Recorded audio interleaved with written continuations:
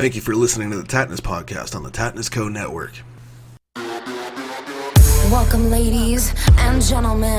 A Mercedes kind of sentiment, luxury, and trust in me to honor the free we all should be. It seems my sundial burst into yin and yang, right and left me.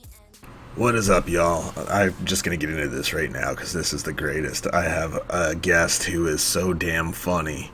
If you're overly sensitive, you're not going to like this show, but this was the funniest show, by far the funniest guest I've ever had. Ron Russell. He's an actor, a producer, a director, an editor from the Jimmy Star Show. He's done so many movies and things of that nature. Man, it's hilarious how much we get along in this show. He will say whatever he wants, and the fact that this show is uncensored, I assure you, is probably, for the best, because he took full advantage of that. And I had a little fun with this show, too, just because he's by far the funniest guest I've ever had. He is absolutely hilarious. And I think if you got a sense of humor, you're going to dig it. And we just laughed throughout off air and then on air. So I had a little fun with this show. And I think you'll find it funny as hell. It might be a change of pace from my usual guests. This guy is just hysterical. Check it out. All right. How's it going, brother? Good. Are we on already? Absolutely. That's a fast turn on. I haven't been turned on that fast in years. Right? You see, I'm efficient. I pre-record my intros and all that so I don't waste people's time, so they don't have to sit through unnecessary bullshit. Good. You know? And Good for you. gives them more time to talk and, get into whatever they want. I hate that robotic ask a question, get it answered, ask another question. I don't do that. No. I never do those interviews when I interview people, and I certainly don't like being interviewed with that bullshit. I tell my guests, do not come on and do a commercial. Right. I don't want you on my fucking show. We're not here to promote your commercial. Come on to let people know who you are, what you're all about, and what it is you like in life.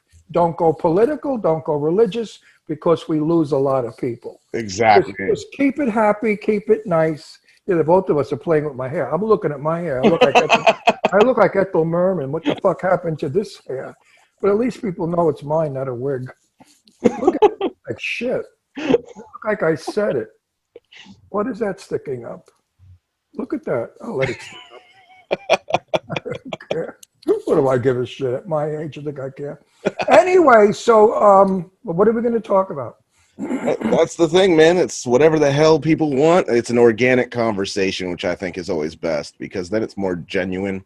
It's not so robotic and so I don't do those things. You'll find me out to be, as I say, I'm famous for my quote, I blow smoke up no one's ass. I don't like phony interviews. I don't like phonies. I don't like the Hollywood darling, let's do lunch people. Exactly. I don't care for any of that shit.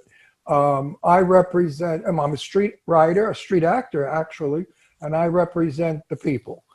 We have enough bullshit out there in politics today. We don't need to bring it in to entertainment. Exactly. And that's, I've told people that on my show. I'm like, I don't get into this COVID bullshit because I'm not an expert. I'm not fucking CNN. I'm here to entertain people and get their mind off the bullshit, not talk like I know everything about it, because I don't know shit. And politics, I'm just somebody who I have this belief that people are naive if they think any side truly gives a fuck about them. Well, it's true. Well, we're going political. Somebody once asked me, who did you vote for? And I said, Betty Davis. And then I found out she was dead. And they do what you're doing. They laugh and they leave me alone. Right. So it's better to not give a joke when you're in trouble.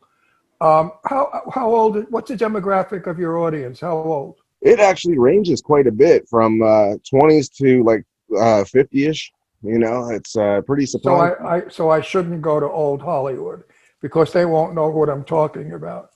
I can go to New Hollywood with all the actors and, excuse me. Oh, don't you love it when you have to burp on the air? But that's that lemonade. And no damn vodka in it either. No vodka in it. If there was vodka in it, I wouldn't burp.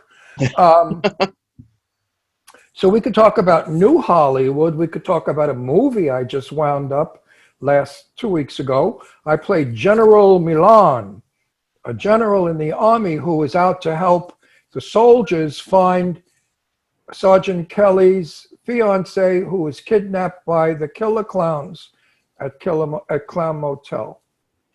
I can't guarantee it's Gone with the Wind. It's going to win an award, but it's a fun movie. Everybody in our business is in it. Joe Kelly produced it, and you're going to see more tits and ass in this film than if you went out and bought 100 pornos.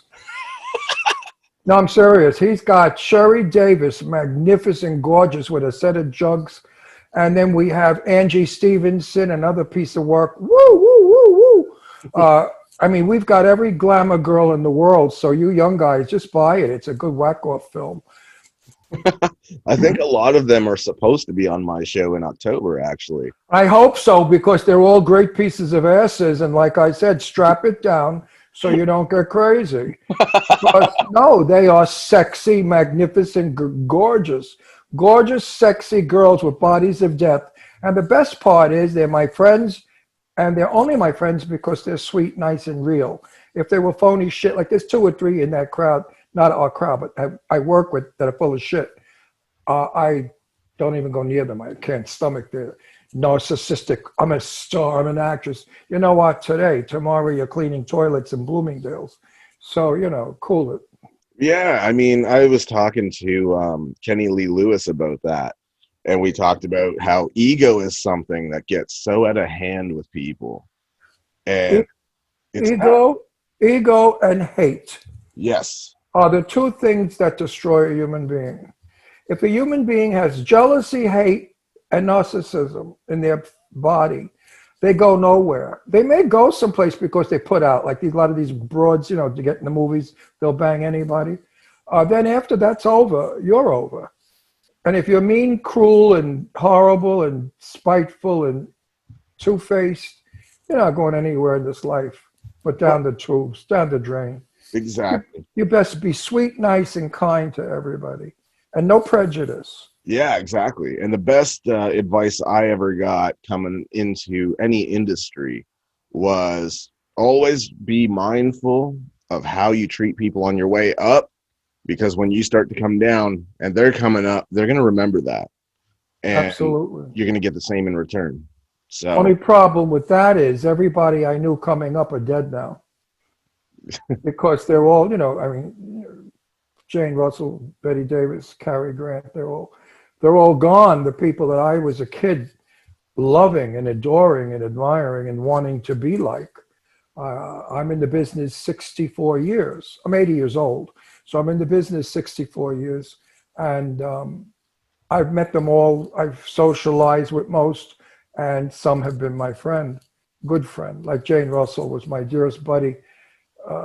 We were like brother and sister. Of course, you have no idea who Jane Russell is, right? I'm not sure if I do. One of the most beautiful women in the world.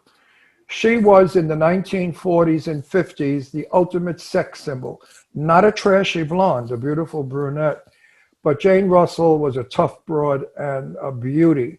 Made quite a few films. Famous. She was a legend. That's why we're not going to talk about all my old Hollywood, because your audience and you won't know what I'm talking about. So let's talk about young stuff. What's to talk about young? The old bags. I mean, they lived in mansions. They drove limos. They went to cocktail parties. We had Oscar awards. I mean, in those days, everybody threw a party. Today, nobody throws a party. I mean, nobody. I've invited tons of people to my home for parties. They never even thanked me or invited me back. Wow. But that's the young people of today. There's no more social etiquette. There's no more, we were taught years ago, thank you, may I please. And if you were invited to a party and you could not attend, you would say, regretfully, I'm so sorry, but I cannot attend. Those are phony words, but they were nice words. They sort of licked the wound. Today, you invite them to a party, they don't even answer, because right. Not answering today means no. And I didn't understand that for quite a while until I learned that no answer is no. So then I write on that person's name, fuck them. You know, they'll never get invited to my house again, you ill-mannered piece of shit. You can't even. I mean, I don't expect a handwritten note or a phone call, but at least a text. Sorry, Ron, can't make it. You know, Right. we have an invitation list that's very tight. Jimmy and I don't invite just anybody to our home because we know so many people that we work with and people that are good friends of ours. So don't fuck with me with not answering. It's disgusting. Yeah, and with social media and text messaging and everything else, there's no excuse. No, there isn't. You But live, but rudeness. yeah, you live on social media, and yet you can't take 3 seconds to respond and say, even No, I'm the same way. Even make some bullshit up. no, simply say I regret I cannot attend. That's what we used to say. Right. I mean, I would rather somebody make up an excuse, rather than just ghost me and not say shit. Even if I know you're lying, at least you put in No, the effort. I have gotten invitations, many, of course, too many, and I have to go down the list. Who is the closest? Who is the most important in business? You prioritize those people first. Then you get the new people that want to be your friend because they want to use you because you're famous and you have a good TV show and they think they're going to get on it. You know, those people. Yeah.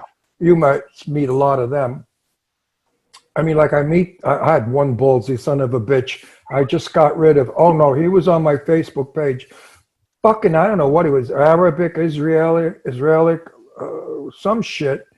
And he yells, in the big writing, Ron Russell, please answer me.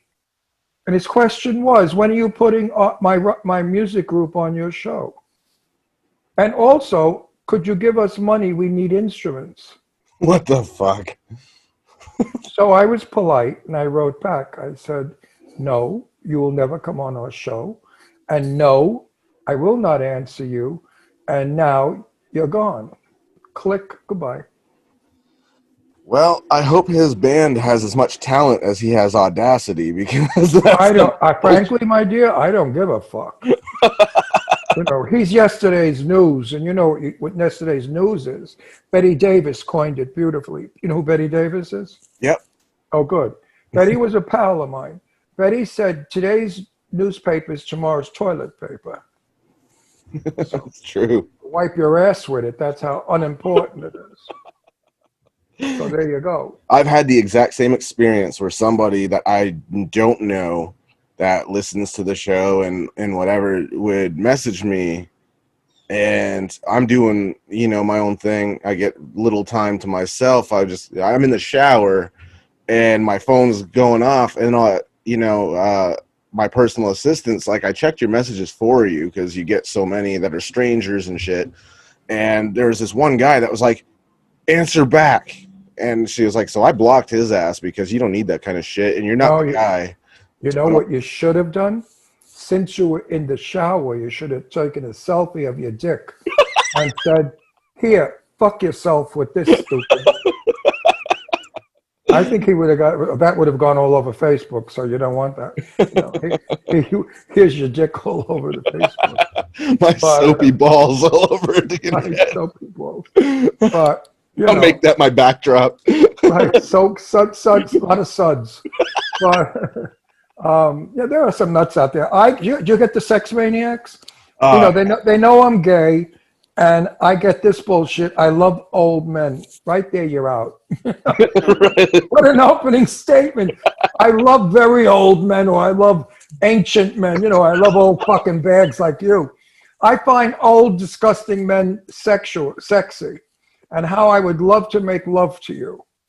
So I write back, drop dead or get lost, wrong number, whatever, and then bleep, delete them. People But don't. I get so many. I get young ones, young guys. Oh, I have a father fetish. That's a compliment. Oh, I have a grandfather fetish. That's another compliment. I have a great grandfather fetish. That's another compliment. Anyway, these young guys, I don't know if they're after money, power, fame, or what, or they're just crazy, and they like old men. I don't know. I don't figure it out. To tell you the truth, my dear, I don't give a shit. There's definitely some weird experiences, and I mean, really. you know, for a lot of women, the go-to is like immediately bombard you with pictures of their kids like you're supposed to give a fuck. You know, like that's repellent, dude. I got a picture. They sent. I don't know how they got in my message, but it was a woman giving a blowjob to this like 44-foot cock, and she wrote something. This is what I'd like to do to you. Get your hand off my penis! This is the bloke who got me on the penis before. So I wrote back, unfortunately, I don't have that length. Goodbye. And I deleted her. I mean, the cock was like this big. I mean, I think it was a fake. It might have been like some kind of a rubber duck or something. But I get crazy women, I get crazy men. But you know, you're open to the public, and they come in whatever fantasy they have. You know, because you're in a show, they're mesmerized by that. They're fascinated because you know certain people. And it's really weird too, because like you try to get used to it, but it's just, you know, every time you think you're getting used to it, somebody ups the ante with something even more fucked No, up. I don't care. I'm on the Jimmy Star show for 9 years now. and you know, and I've had 9 years worth. And before that, I had Set the Record Straight, which I interviewed the legends of Hollywood. I'm not going to bother giving their names because you won't know who they are. But the people that made Hollywood what Hollywood was. And back then, I was younger, so I used to get a lot of people because I was only in my 40s or 50s, looking 30. So I got a lot of marriage proposals, and I'd write back, but didn't you find out that I'm gay? I can change you. Oh my God. And then she sends a picture of herself in a bikini. Like they need to lose 130 pounds before they can wear a bikini. And they're going to change me. So I write back, just saw your picture. Now I'm even gayer than I was before. I saw your picture. You turned me gay. More. Ah! You know, those Walmart women. Why is it all the women that go to Walmart are fat with their asses hanging out or tits hanging? What are they, crazy people? Or is there like a thing, a Walmart model? It's always Walmart, isn't it? It's always. Why Walmart? I think they stage that stuff. Because I see them on my page. A picture of a woman pushing a cart and her ass is about 500 feet wide. She needs tail lights, stop lights, so you don't bang into her. Anyway, I feel sorry. A lot of those women have medical conditions, so we shouldn't make fun. Fucking Walmart though. It's if you're gonna see something fucked up, it's usually there. That's the go-to. I went into Walmart a few times, and I said to Jimmy, I'm not a snob. I don't think who the fuck I am. But don't ever bring me here again. It's uncomfortable. Oh, it's just the epitome of the pits. I mean, I see people that I didn't think existed on our planet, and they're all at Walmart. It's true. It's a weird membership. You know, it's funny when you watch certain TV shows or movies where there's like that stereotypical white trash, you know, redneck with no class type of person. You're like, where do they come up with the inspiration for this shit? Who had the imagination for this? Then you go to Walmart and you're like, holy fuck, it's based on real life. Yeah, but you know what the ironic thing is? I have quite a few people that follow me. Quite like 4.5 million. And I've met a lot of these people, and they are really genuinely sweet, down to earth people. They haven't any class. Their grammar is terrible. They're backward. They're moronic, or they're childlike, or they're not clean, or they smell. But there's a soul in there that's very kind and very sweet. So I don't have a problem. I don't want to hang out with them or marry one. But, you know, I meet them and I'm always really nice to people like that. I don't snub them like a lot of my older movie stars used to do that. They would only have a certain class of people in their presence always. That's so full of shit. Yeah, that's you know, that's where that fake image comes in that you were talking about that you can't stand, and I hate that. You know, at the end of the day, it's like I always tell people, I'm just a dude with a cool job, you know. Yeah, I'm no big deal. I'm just a guy who talks a lot on television. Do you know who Sophia Loren is? Absolutely. Oh, good. I made a movie with Sophia Loren in 1959. I played a soldier. And we were told by some of the staff, the gaffs, do not go up to George Sanders, Barbara Nichols, or Sophia Loren in between takes. And I thought, what is that shit all about? I'm 19 years old. What do I know? As a matter of fact, it was my first movie.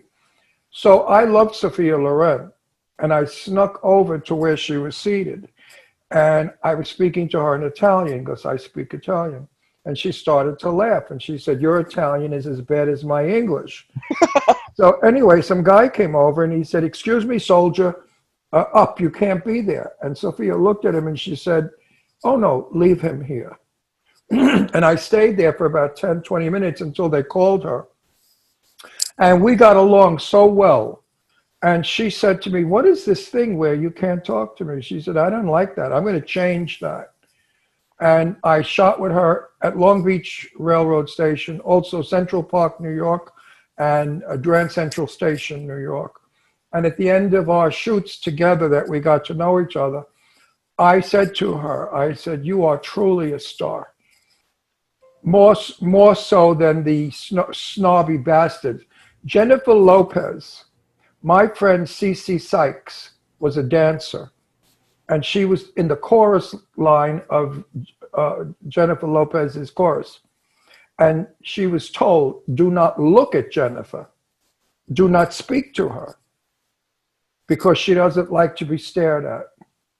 And I said to Cece, I would have said, fuck you. You're a Puerto Rican from New York, a bitch that lived in a tenement. And now who the fuck do you think you are? Mary? I've heard that about a few people where like you're not supposed to make eye contact with them and shit like that. Fuck you. That's the most absurd shit. Well, the other one that was tough, I understand, was, what's his name? Anyway, I forgot his name. Big actor. Who cares? Anyway, they get there and they think who the frig they are. You know, if you're not 6 in lead, you don't get to speak to them. I speak to everybody on every movie I'm on. I've never, and I've done TV shows, Charlie's Angels with Farrah and Jacqueline Smith and Farrah Fawcett. And I was just a bit play. I played a detective in one. And Jackie and I got along fabulously. She loved me. I loved her. Farrah was a sweetie pie, but they really protected Farrah Fawcett at the time. Do you know who I'm talking about? Absolutely, yeah. Oh, good. I'm glad. And then when I was on McMillan and Wife, I played a dock attendant. And Rock Hudson, do you know Rock Hudson? Yep. Okay. He was shooting, and he was a sweetheart of a guy. And between takes, I went up to him and I told him, I said, you know, I always wanted to be you when I grew up. He said, well, have you grown up yet? I said, no. I said, no, because I don't look like you fuck. And he started to laugh. He really started to laugh. He had a great sense of humor. From that, I went to a few parties at his house, and I saw George Nader was there, Roddy McDowell, quite a few people from the old days that I knew. And Rock Hudson was a very happy gay man, a funny guy. He wasn't that rough and tough, quiet guy. He was just a fun guy. Beautiful man. I loved that you were on Miami Vice. I was like, when I, you know, the kid in me was like, man, I'm jealous. You know, I love that show. Well, I won't talk about Miami Vice because it was not a pleasant shoot for me. Oh, really? You know, oh, yeah. I will not discuss it, so we'll avoid it. Yeah, sometimes there's bad experiences. Not every. Well, no. I was. I don't even want to talk about it. I know we're making a mystery out of it, and I don't mean to do so. No. I mean, sometimes I was told if I didn't go to bed with somebody, I was out of the show. I was off the air.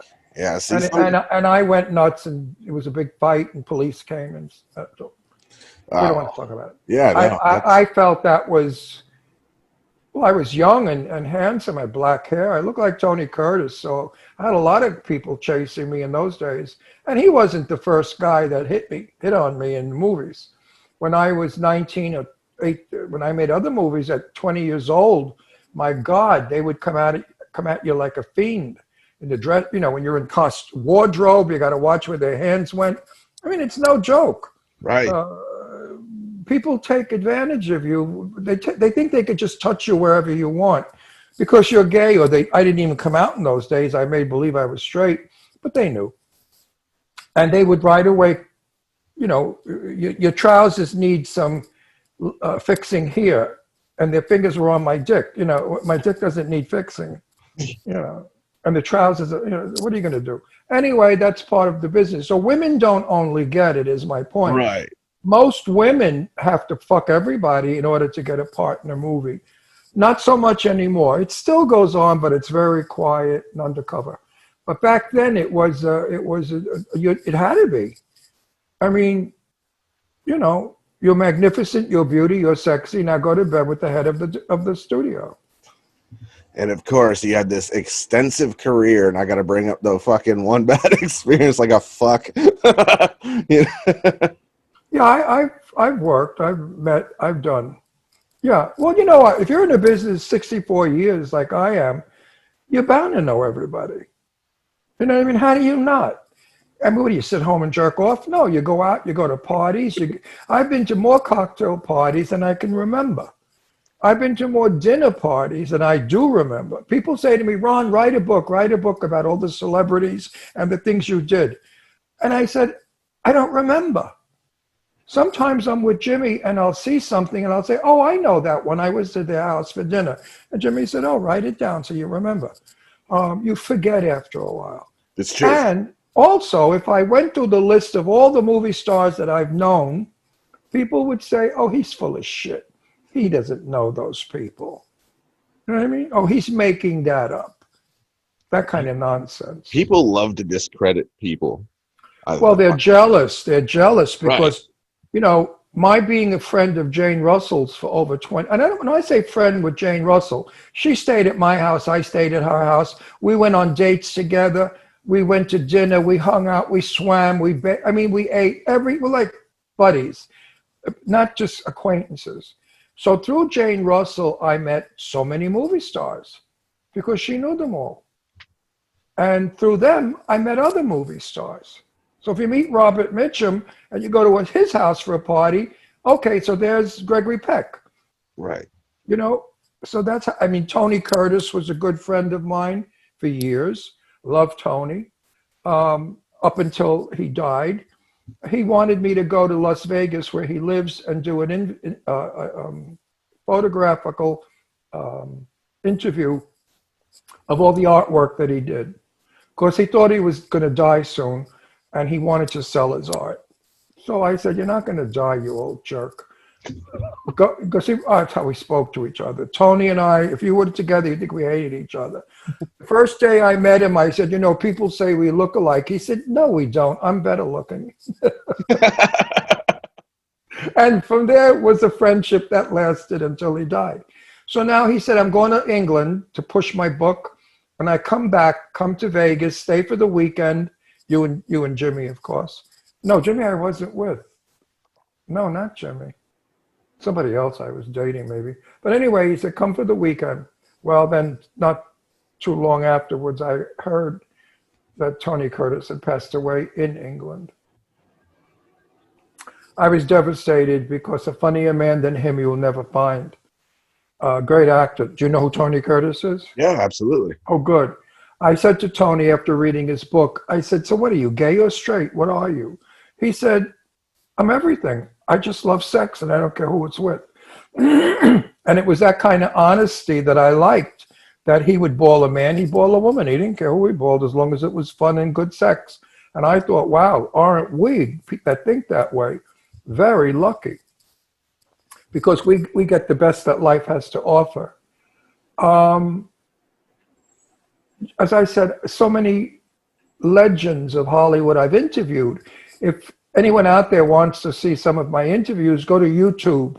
Jimmy put up about 10 or 12 of them. We can't find half of them because I was with a different studio at the time. And I didn't know that if they buy the film, they own the show. Oh, that's the worst. Well, I asked for certain. My Tony Curtis No, my Tab Hunter was my best friend since 1959, and I interviewed Tab at Hamburger Mary's in Palm Springs, and I want that film so bad. And they said to me, "Oh, it's in the back somewhere, but it hasn't got a title in it on it, and it's up there with hundreds of other film," which means fuck you, Ron, you ain't getting it. Basically, yeah, we know what that translates. Yeah, so I learned very quickly when I did set the record straight that I owned the film. And I own every interview that I did. I did Lauren Bacall, I did Cliff Robertson, Jane Russell. Oh, the list just goes on and on of all the biggies. So if you're interested out there and you want to see these interviews, go to YouTube and look up Ron Russell interviews. There's about 100 and something interviews up there, quite a few. You're absolute right too. Like jealousy is a son of a bitch because people will try to detract from you, and it's so funny that they don't even care how ridiculous it seems when someone's in that industry. This is what you do for a living, and they're still like trying to suggest that there's no way you know these people. You work the same fucking industry. You're going to run into each other. You're going to get to know each other. You're going to meet. Absolutely. And 64 years worth. Right. So how the hell it's Now, so far-fetched is beyond but you me. know what? It doesn't only exist in Hollywood. I was a hairdresser for years, a very good one. And I worked in Sutton Place, New York, for a very high-end salon. There was a great deal of jealousy in the salon between the operators, okay? God forbids the guy next to me's customer preferred my work to his. Oh, holy shit broke out. How I stole his customer. Who gives a fuck? You know, back then we got $1, $2 tip. What do you think it was like today? Right. A washing set was $4.50. I'm going back 100 years. So there's jealousy in every profession, and everybody out there will certainly agree. The only thing is, in Hollywood, you have to be careful, because when Jane Russell and Marilyn Monroe made a movie titled Gentlemen Prefer Blondes, the press tried to make enemies out of the both of them. They were jealous, they fought, they hated each other. And in reality, Jane Russell said to me, to my ears, "Ron, that's bullshit. Marilyn and I got along very well. She was a poor soul. I felt sorry for her. I tried to help her. I told her to go to my church and see if you like it." And the next day, Marilyn said, "It's not for me, Jane."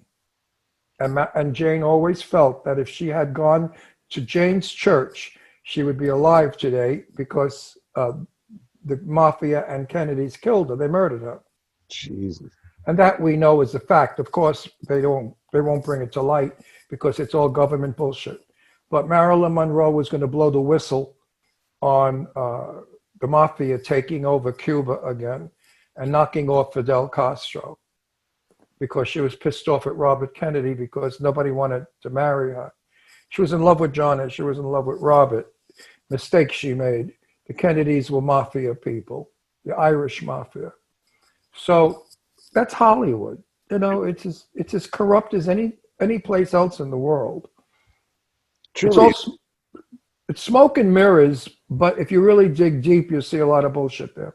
Broken hearts, sad stories, people who are lost because they can't do anything else, and the film doesn't want them anymore for whatever reason. So everybody out there, if you're thinking of being an actor or you want to be in the business, think twice. It's not what you think it is. It has its rewarding features, of course. The red carpets are exciting. The parties the after parties are fun, but you pay a price for that. Absolutely. And I think that's what people need to realize is all industries have people that will fabricate a lot of shit, that there's no bad blood between people, but the public likes to create something and believe that it's true. And you see it with everything. You see it with movies where it's like, oh, this, director and this director must hate each other because their movies are similar and came out just years apart. And it's like, they've worked together before. They were friends. Absolutely. I have only one person in the business I dislike, and I worked with him on a film. I won't give his name, but he was a fellow actor. And I had gone to dinner with him and a bunch of people prior to working with him, and we got into an argument then. over something stupid, and he held a grudge. And during that film, he did everything he could to make me fuck up and feel not be able, and not he tried not to make me do my best work, but I fooled him. Because if you see the film, you'll see a fabulous performance by me. I play Paulie, a mafia old man from Brooklyn, who's in a cabin to chop up a squealer. And the movie's The Big Friggin' Rat. I I've seen that on your list of. That's coming out. It's coming out in October. It's a good film, by the way. You know, I'm not nuts about a lot of the movies I'm in. Like a couple of them were real stinkeroos.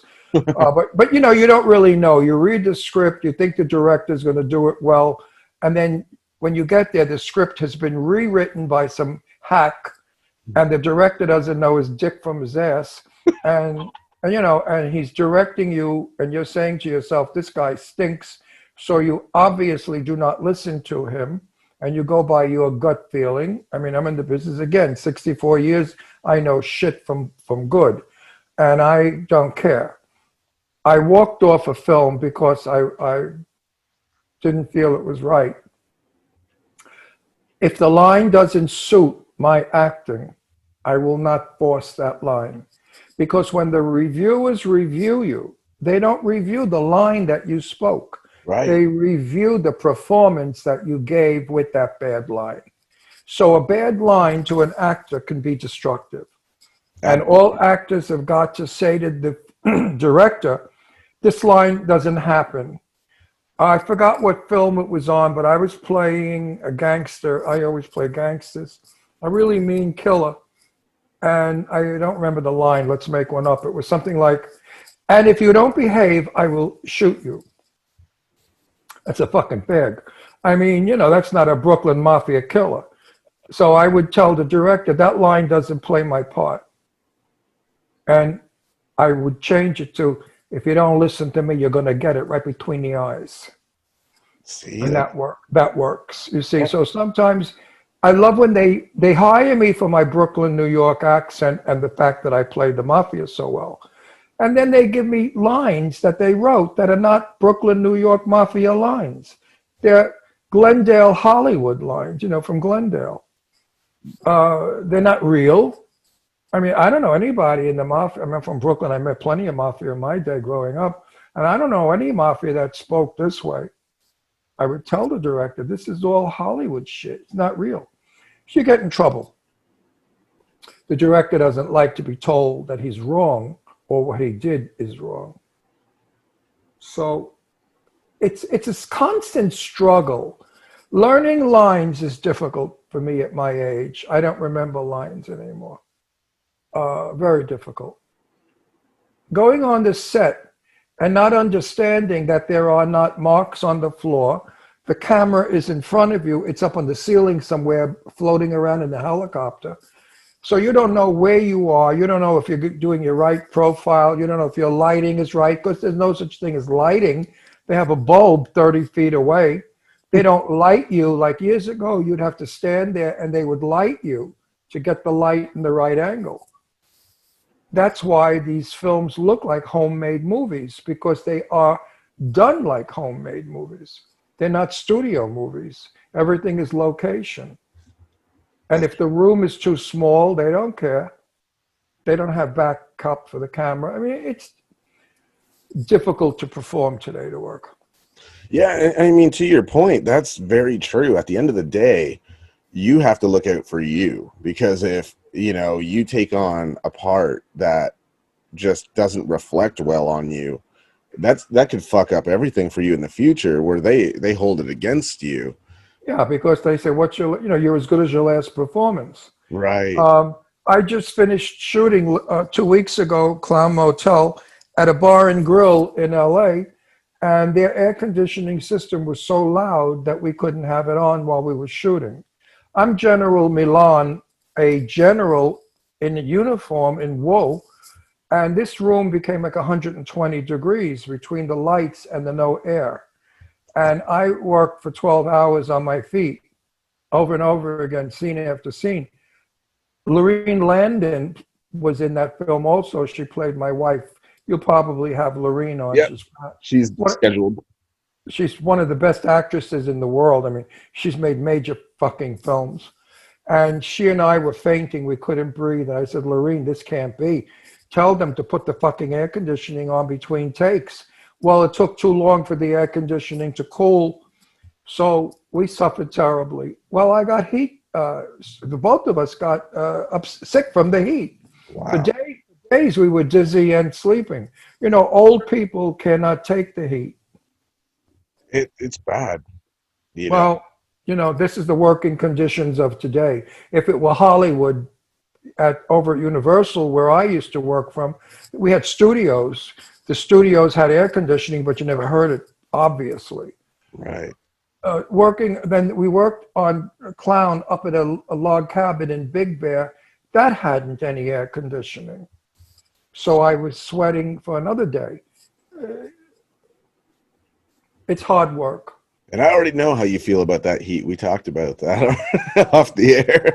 I hate heat. I live in Palm Springs where it's unbelievably hot, 127. I mean, give me a break. That's like hell. But now, in a few weeks, we cool down and we have the best weather in the world. Perfect 80, cool, dry, blue skies up until June.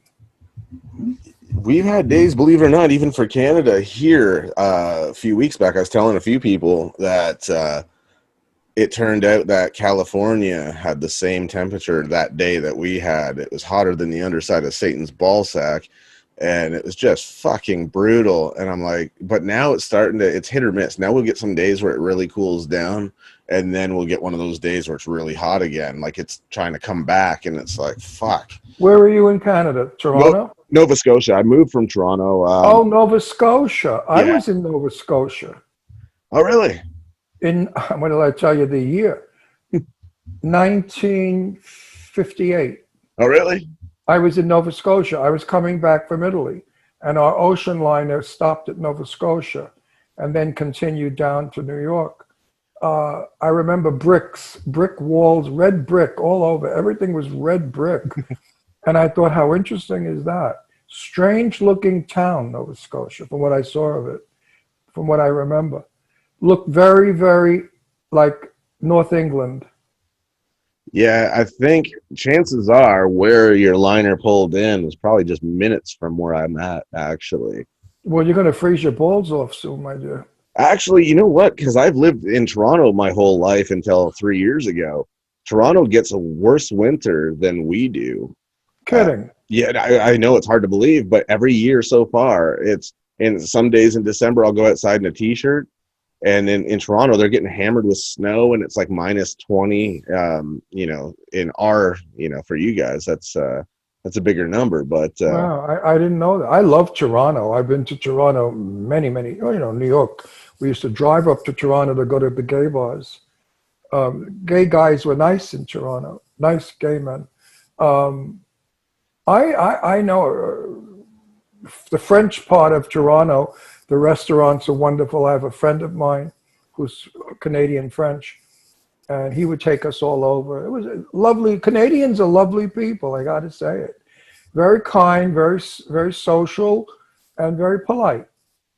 yeah, I mean, that seems to be the reputation. And I guess when you're born and raised here, you don't really notice it because you don't compare it to anything. But I've been to the U.S. a few times myself, and it's like, you know, I had no problems, but some people think, Well, New York is a rough town oh, yeah.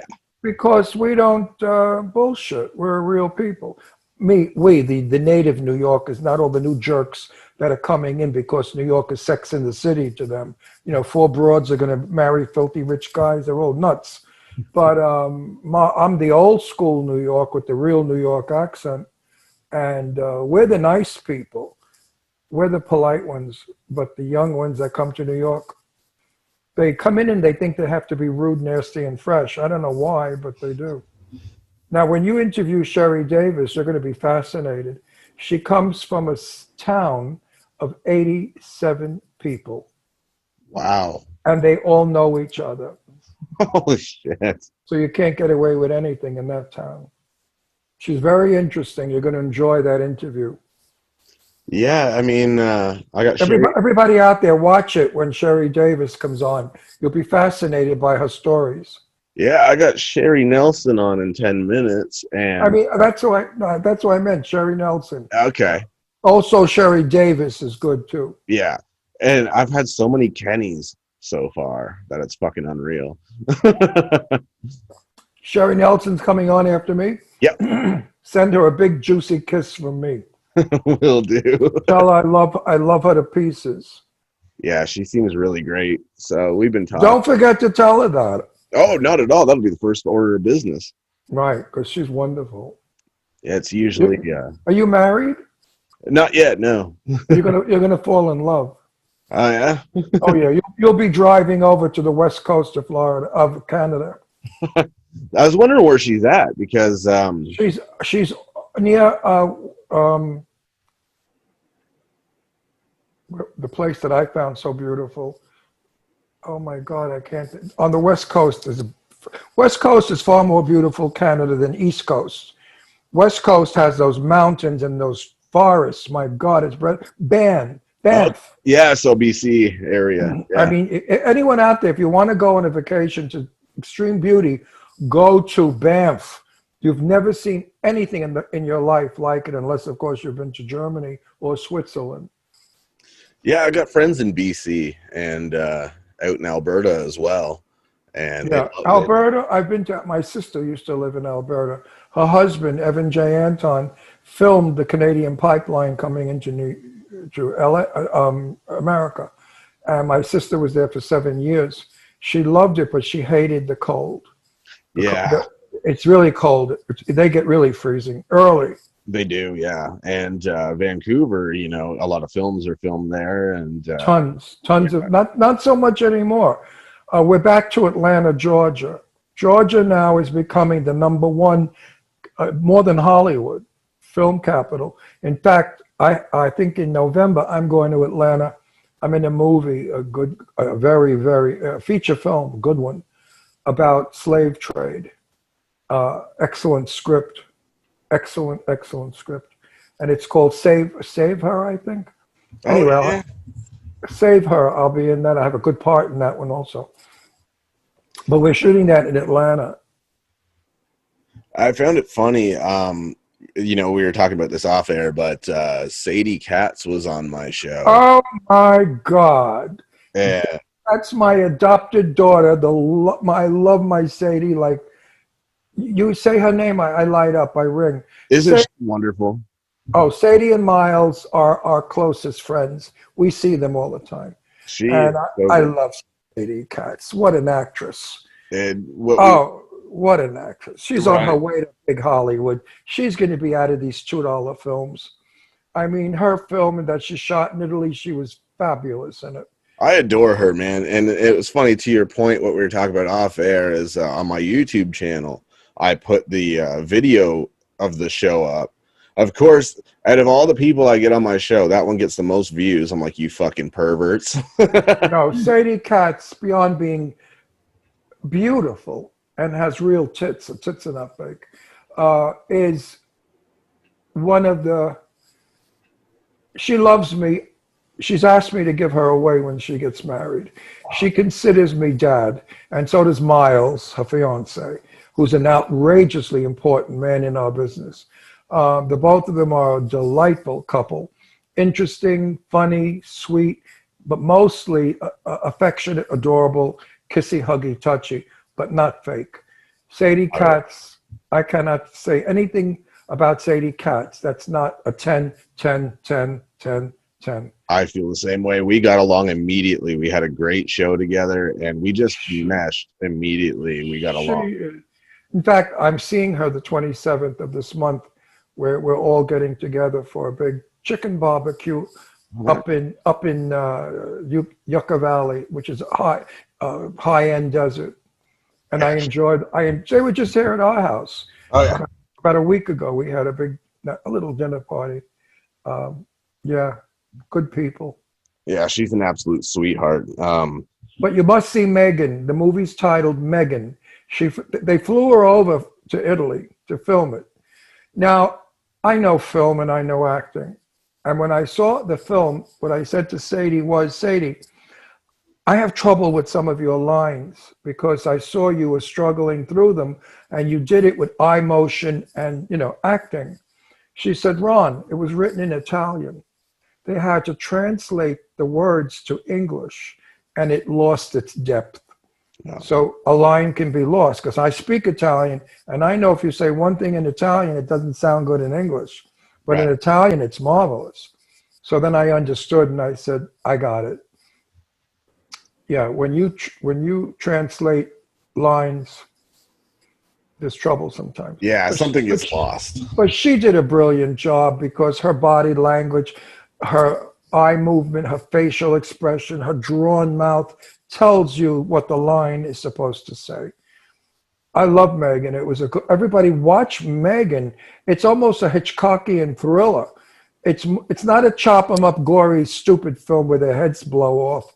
It's a spooky, scary, weird, weird plot with a very surprise ending. If you like those Alfred Hitchcock endings, baby, you're gonna get one in this film. So please watch Megan. That's the kind of thing I love too. Is I'm not a huge gore guy. I'm more into like that creepy factor and a good story. And if you can hit me with that, I am in love with it. And I support everything Sadie does. I think she's just the coolest person ever. She deserves the support. And She's going to be on Lifetime this coming winter in a Christmas special opposite Ed Asner. wow, So Sadie, the doors are opening to Sadie to major work because Sadie's too good of an actress to stay in horror exactly. or chop 'em up movies. I don't like chop 'em up movies. I do them because they're my friends. I mean, I know I sound condescending, but I don't mean to. But, Joseph Kelly is a dear, dear friend. I'm not going to say no to him. And so is Thomas Churchill, another dear friend. He's Jimmy's friend for 20-something years. And when they ask me into a film, I go, but they're not the kind of films I've done in the past. Right. My work has always been, legitimate storytelling. Well, unfortunately, I'm getting the go home cue because I got Good. I'm tired. I talk too much. But one final thought is I have Jimmy coming on the show in October. What should I expect? Is he as hilarious as you? No, he's just full of shit. Nah, you're going to get one of those narcissistic, I love myself people. Hey, listen, he named himself Jimmy Star. That took balls. I mean, he's a star. No, Jimmy, I love my Jimmy. Jimmy is one of the most honest, down-to-earth, real people. I wouldn't have married him 9 years ago. We'll be married 9 years in October. I would not have married him or lived with him if he were a Hollywood full of shit. Jimmy Star is kind, as good-hearted, thoughtful, and any of his clients, he works so hard for them and overtime, and there's no time. You can contact Jimmy anytime. He loves his work, he loves his clients, and mostly he loves me and I love him. So yeah, you're going to enjoy Jimmy. He's very smart. He's very bright. He's an excellent business. Well, he produces, $4 or $5 million movies. He doesn't do the $2 movies. So he's a brilliant businessman. Yeah, I mean, I've had a few email interactions with him at most. Oh yeah. Not just emailing, but he seems like a great dude. So he's well spoken. The only problem he has is when he pronounces the word horror. It comes out whore. Love it. So he will say, Sadie Katz is my good friend. She's a whore of film. But what he means is Sadie Katz is my friend. She's a horror film. So correct him on horror. Because he's from Florida, and those southern, oranges, that's all they speak, southern shit. Plus his father was from Alabama, so God bless him. Between being raised with an Alabama accent and a Southern Floridian accent. Well, it's like my New York accent. But at least in New Yorkers, when we speak, you understand us. Sometimes. It might be me. You never know. Good. And goodbye. And I think you're terrific. And good luck on your show. And thank you so much for having me on. And don't make me a stranger. We'll come back Oh, next year. anytime. If I'm You. still alive, if I'm still here, if I'm 80,000 years old. But anyway, I'll come back and we'll do more bullshitting. But seriously, when Sherry comes on, hi, Sherry. And then get in your car and drive west. Hey man, it's been an absolute honor. You're hilarious. It's an open invitation. Anytime you want to come back, man. You bet your buns on that one, baby. And stay well, stay healthy, and above all, stay safe. Hey, you too, man. Take care of yourself out there and avoid that fucking heat. Well, it's almost over. And to everybody looking in, thanks for watching. I hope I didn't bore you. Oh, how could you, man? I don't know. Anyway, everyone out there, stay safe, stay healthy, stay happy. All right, brother. Thanks a lot. Bye-bye. Have a good one. Thanks a lot for coming on. Thank you, too. You're very nice. So that was the hilarious Ron Russell. I mean, what can you say about that dude? He does not take any bullshit, and he doesn't like the fake image. And I gotta tell you, dude, to even have him speak to me, like, with all his years of experience, 60 plus years of experience in the industry, to compare stories of, you know, experiences as if, you know, like, he talked to me like an equal. Like, he knows what I've done. He knows all of my, you know, fucking experiences must be kind of similar. You know, I'm sure he's had way more than me because he's been doing this way longer.